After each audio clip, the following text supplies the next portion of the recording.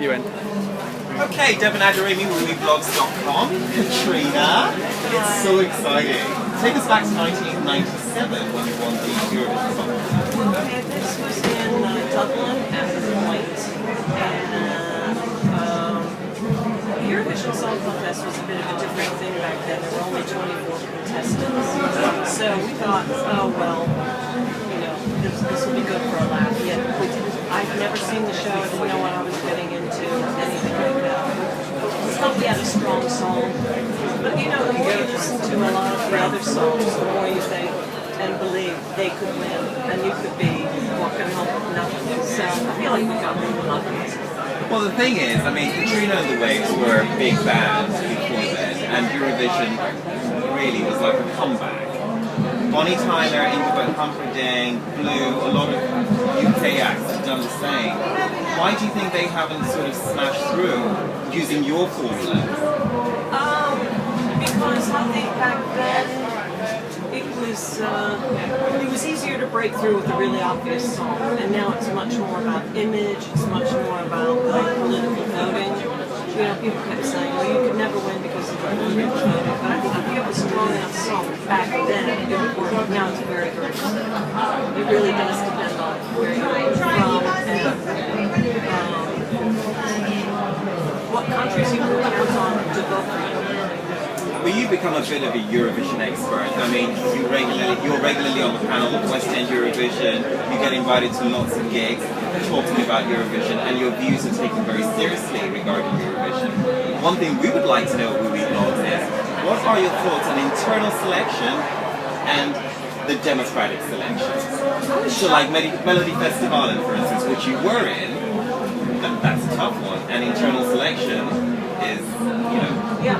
I was really shocked to find out that there was one person responsible for the selection for the UK, because I didn't think that was a very democratic process.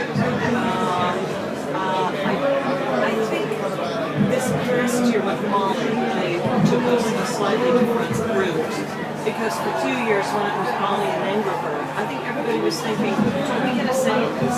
You know, what happened to the making your mind up selection process? Which we went through, and where the public gets to know, and they said, well, we don't trust the public, so we're going to choose it ourselves. Well, that's just not fair. But you know, Conchita, who performed with you on stage tonight, she'd been in it twice in Austria. Democratically, she couldn't break through. Internally picked, she won.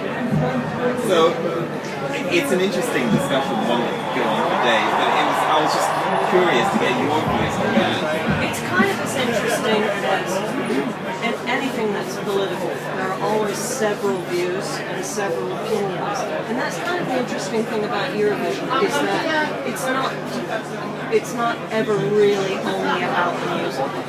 I mean, we thought it was in 1997 when we won with Love Shine Blood, because we thought, wow, we did a rehearsal and it's going to go down really well, and the response from the audience in that dress rehearsal was incredible. And we started to think, heck, maybe we could win this. It was sort of much more of an innocent affair, and now I think it's become quite clever.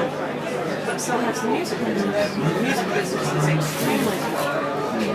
You've got a lot of love for Eurovision because you could have represented Sweden. I mean, you were that close. Are there any countries you've got your sights on at the moment? No, I would never do Eurovision again. And the Melody Festival, which I did in Sweden, I was kind of picked as a wild card, and I thought, well, this would be good for a laugh. And it wasn't really, because they all took it so seriously. And I thought, oh, come on. They really did take it really seriously. And I was looking for a bit more good time. So. I heard you talking about Blissland earlier on, about wanting to add a fiddle in it. Is it going to go on general release? It'll be on iTunes. Oh, great. And then it will be available through my website, katrinasweb.com. And that will happen probably, I think we're looking at the 15th of August.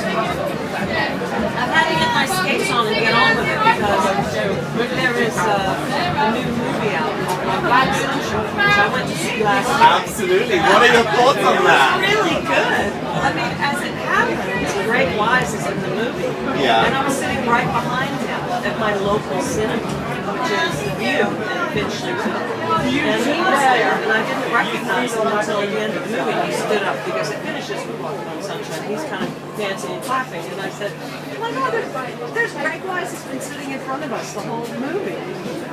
Isn't it amazing? Tell me, Katrina, there have been lots of reunions lately, you know, all the big pop bands, you know, reuniting and stuff.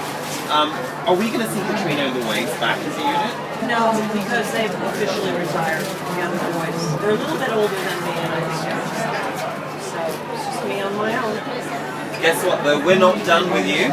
Eurovision News with Attitude. Wow. We've been speaking to Katrina. Yeah, that's a wrap up. We love her. You love her. Stay tuned for more info. Thank you. Thank you.